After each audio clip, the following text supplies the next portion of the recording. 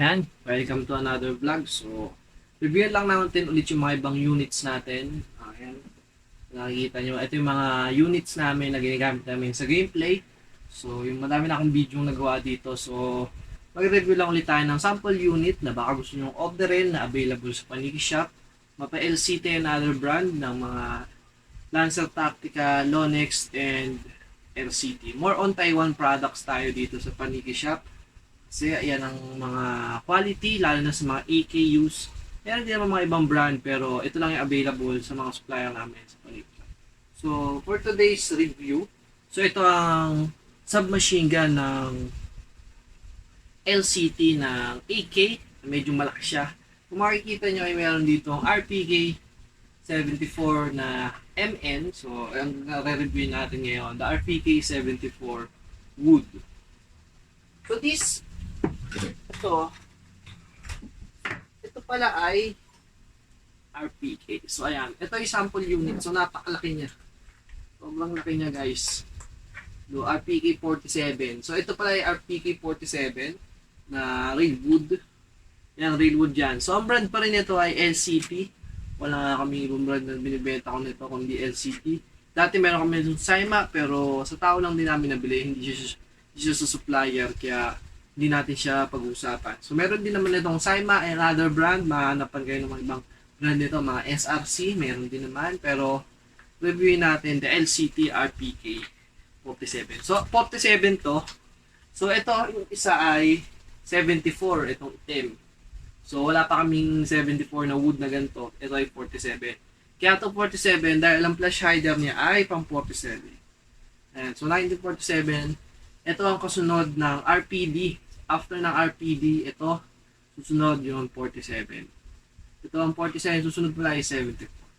Yan. So, length niya lang ay mas mahaba siya ng konti sa regular AK. Kung nakikita nyo to sa actual video namin or sa pag nakikita nyo kami sa personal, yan. Nasa lagpas 500 na to. 500 mm yung length niya. Kasi ang normal AK ata nasa 470 lang. Or nasa 5, parang 480, 490 length lang.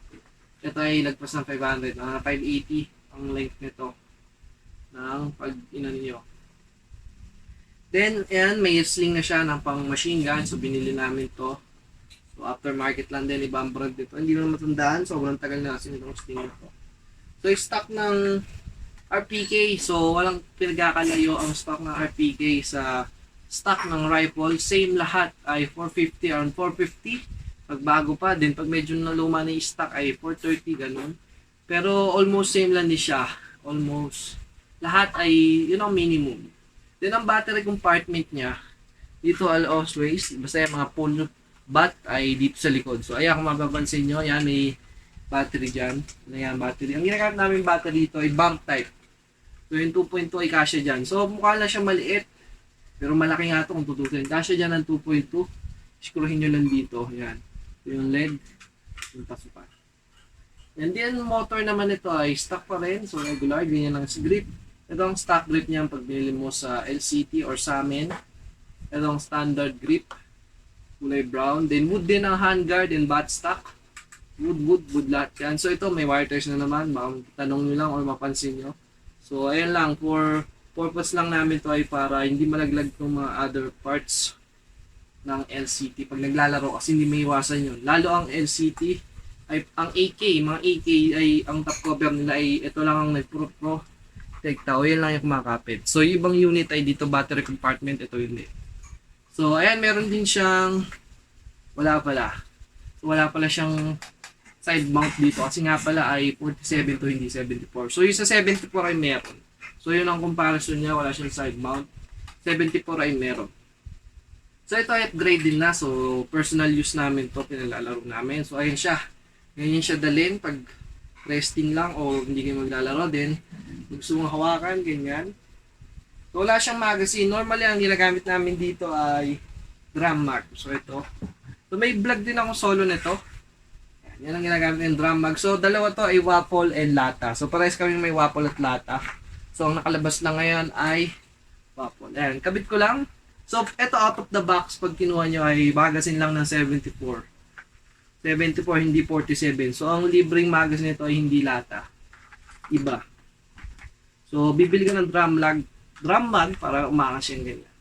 So, ang drum mag ay 2,000 rounds. Di battery siya na double A, 3 piraso sa loob. So, sa review ko makikita nyo yan ng mga magazine. So, ayan, ganyan ang itsura niya.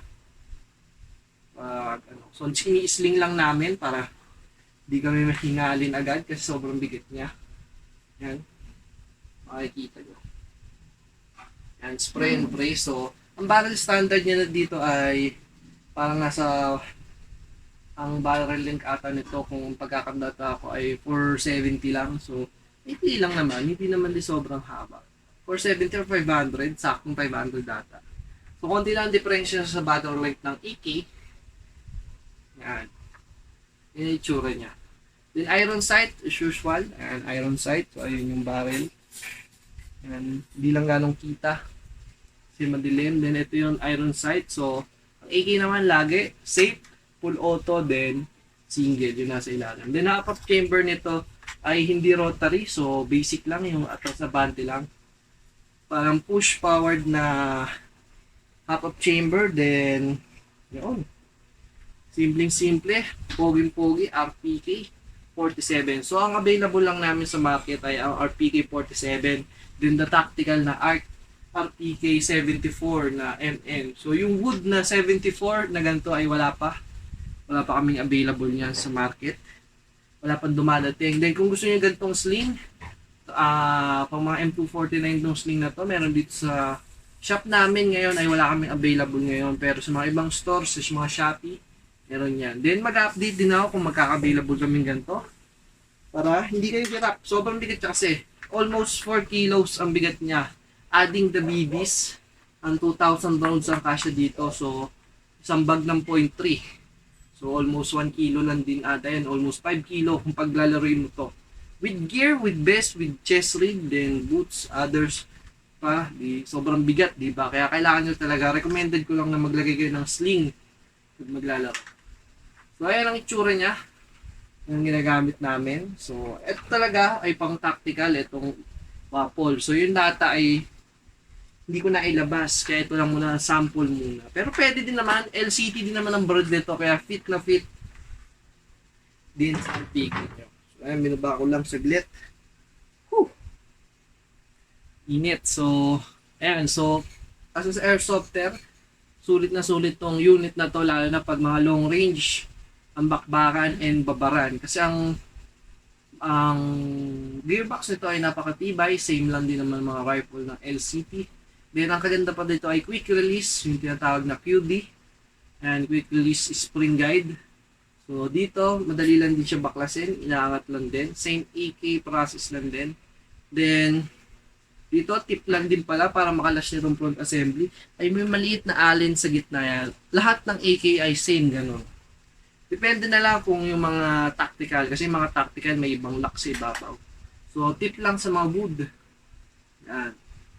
Then, half-up nito, ito ay upgraded na kasi kaya ang half-up rubber na ginagamit na dito namin ay Mad Bull. So, yun, pang matagalan, matibay siya kahit mapa-low FPS or high FPS. So, yun lang ang nakasanayan namin half-up rubber, lalo na ang ginagamit namin sa laro ay pang open FPS kaya solid na solid. So, ganyan lang siya kinakabit kung mapapansin nyo. Yung sling ay kinakabit lang namin dito. Wala siyang magagasgasan, wala siyang Pwede, meron naman din siyang kabitan dito sa kabilang side. Ayan, kumabansin. Pero hindi nga ito standard AK sling. Ang standard AK sling ay ito, yung mga ganito. Pero maikli siya para sa RPK, kaya itong lightweight pang LMG kasi itong machine gun na to. Para mga tactical or other stuff na naman. Pero fit na fit naman siya at bagay, hindi naman siya ganong masagwa. Para sa amin, pero sa opinion ng iba ay hindi ko na alam kung masasagwaan kayo or hindi. Pero goods na goods to kung gusto nyo babaran, around 600 FPS or 550 FPS lang para makatagal din yung unit nyo. Then 2.2 battery, swak na yan sa open FPS. Bakbakan na to kung gusto nyo ng babaran at gusto nyo malaki, long range. So ito ay personal use na namin, so hindi ko nasasabihin kung ano FPS nito. Pero pang open FPS to, hindi namin to ginagamit sa mga 550 limit FPS to 450. Dahil ang minimum FPS nito ay nagpass doon. So, Yun lang. So, bibirang-bibira lang namin to gamitin. So, dalawa to. May isang itim. So, re-reviewin din natin ang hiwalayan. So, ito lang ang pambakbakan. Pag may mga Dio series or mga Open FPS events ay ito ang pinaka-favorite namin. So, yan. Kung gusto nyo available nito, just PM Sir TJ sa ating Paniki Shop. Siya ng ating admin. So, to be announced lang ay wala na tayong page. So, direct PM na lang kay Sir TJ or comment na lang kayo below sa ating YouTube channel and like and subscribe na lang para makapanood pa kayo ng mga bagantong content na bago. See you guys sa susunod na video.